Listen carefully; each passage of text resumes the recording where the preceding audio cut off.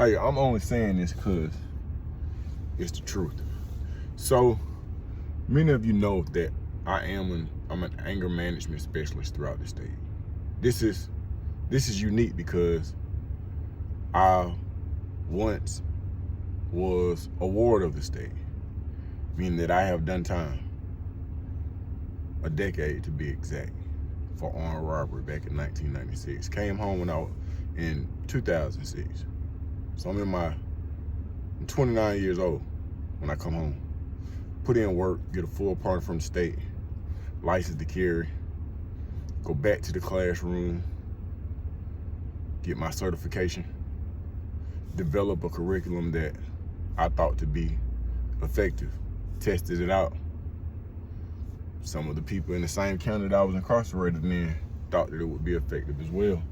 And so now they pay me to facilitate certain classes.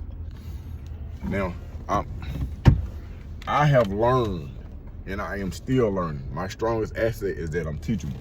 So I don't have everything figured out. But there are certain things that, for me, for me, it's just common sense. So, one of those things is, well, I'll tell you about the situation that I had. So, every now and again, I get to piggyback off of what somebody else got going on. Sometimes I get invited to participate in things. I get asked to speak at certain places. Because, sometimes people be picking up what I be putting down. But sometimes it could be overbearing. When I say it could be overbearing, it's almost like a person gets instructions not to consume any sugar or anything that may not be good for them. And so, after the initial shock, as opposed to me saying, oh, okay, just a little sugar is cool, I'll be like, no, you ain't hear what them people said? They said no sugar. So I'll give you an example. Now, I'm not going to say the name of the program. The program is still in existence and coincides with the city of Atlanta. I'm just going to say that. And these people gave me an opportunity to learn more, to be exposed to different regions, to pick up what some of the other case managers was putting down and what the kids was putting down too. And so I won't say any names, and I'm not trying to expose. I do want to teach, and I want the people to understand, those who are not involved and those who are involved, to pay close attention. Because at some point in time, when you're running these programs, bro, you have to have funds. You can't do nothing without money. So you need people to donate. You need people to help out. I ask for certain help. I get certain help. That's just true. I appreciate the help I do receive, especially when I'm dealing with some of these kids, because I can't afford to feed all of them. I'm about to go to an institution today. I'm going to feed them. It's not going to cost me a whole lot, but you go up there a couple of days out the week, bro, and then it start adding up. So it's no shade to anybody who went and got donations and got people to donate, bro. I tip my eye. I've seen some wonderful things take place. However, upon examination, here's the situation. The situation is that we're dealing with at-risk youth in the city of Atlanta.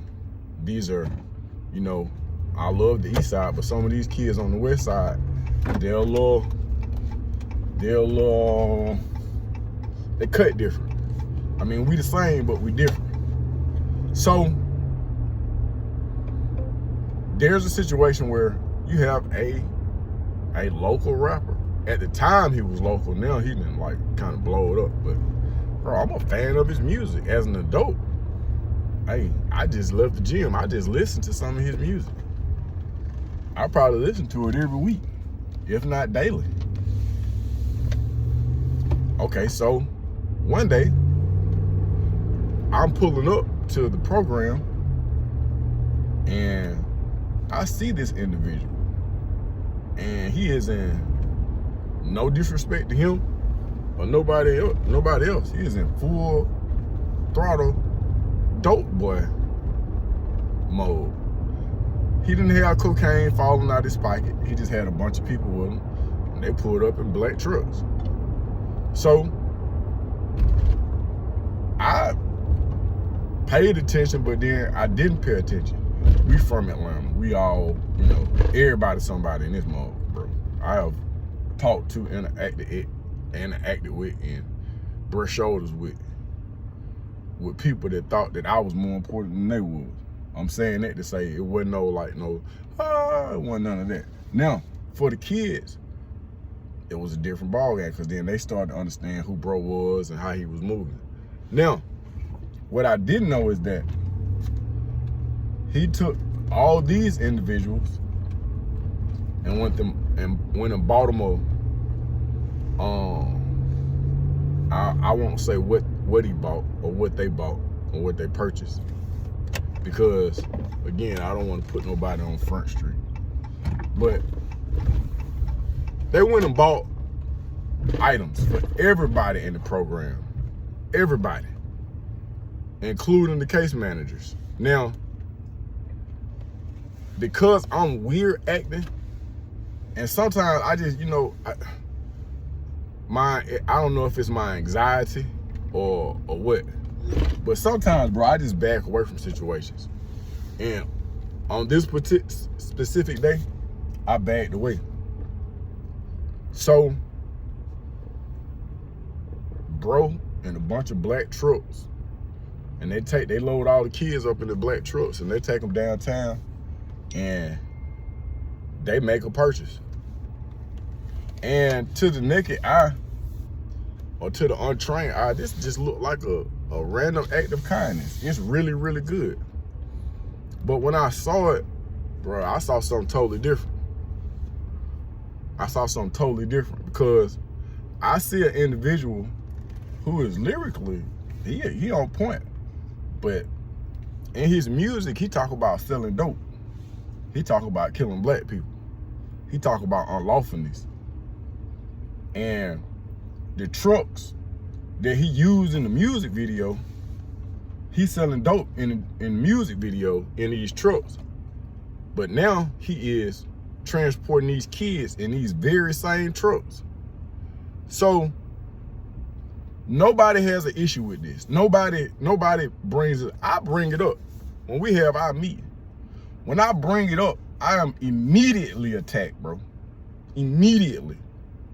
I'm told that I'm putting too much thought in it, or he don't sell drugs no more. And I'm told all this stuff. And, you know, like a good guy, I shut the fuck up. And I say, you know, I can only do what I can do, but I'm not going to openly have a misunderstanding with you, because fire and fire is just a bigger fire. And then I also understand is, you may understand things that I don't, and I may understand things that you don't. So, you know, eventually I hope to catch up to what you understand, and I hope one day that you catch up to what I understand. What I do understand is this, is that if we're trying to teach these at-risk kids to stay away from the nonsense, to don't sell drugs, to not kill black people, then how are we allowing somebody who talks about these very things, who is capitalizing off these very things, to come in and treat these children? Again, I'm not taking nothing from that individual or these individuals, but what I'm saying is, what message are we portraying to these kids? Are we showing them the right way, or are we saying that if the money right, we could look over this?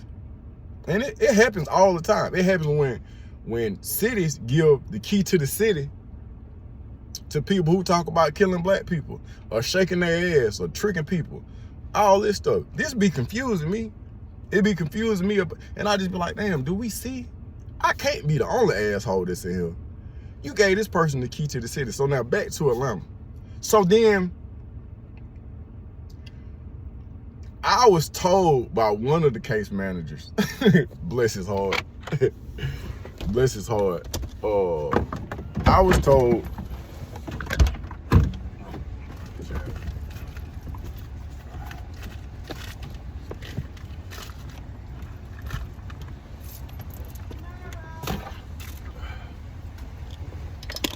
hey,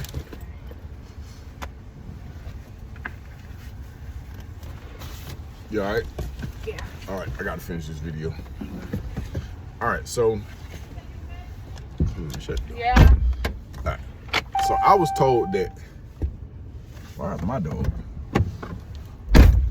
I was told that because whenever I'm talking about something, I'm pushing anger management, conflict resolution, critical thinking. Because I've been doing it for a while. I know that if you befriend these kids to the degree where you feel like you ain't strong enough to set the bar, then that line will get meshed into nothingness. And I've seen case managers smoke with the kids. I've seen them be so cool that that line is ultimately blurred to death and it's non-existent. So I had one of the case managers who had just came home, bro. The man told me, he said, these kids can't even hear what you're saying. He said, they don't understand what you're saying because you too deep. What you talking about is like another language to them. And I was just like, shit, all right. I said, okay. And in the back of my mind, the first thing that popped up in my head was, the irony of that is that they can hear you and it's not having a positive effect on them. So here's where I'm at.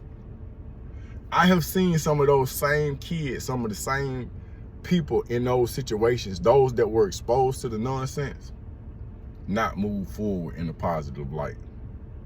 I've seen individuals that were exposed. I'm not saying that's the only thing that affected them. What I'm saying is, it's a lot of children that's locked up for murder, and there's some more kids that's gonna get locked up for murder. And there's a lot of folks that think they're hustling with dope and drugs, and that this is the way. I'm not saying that this program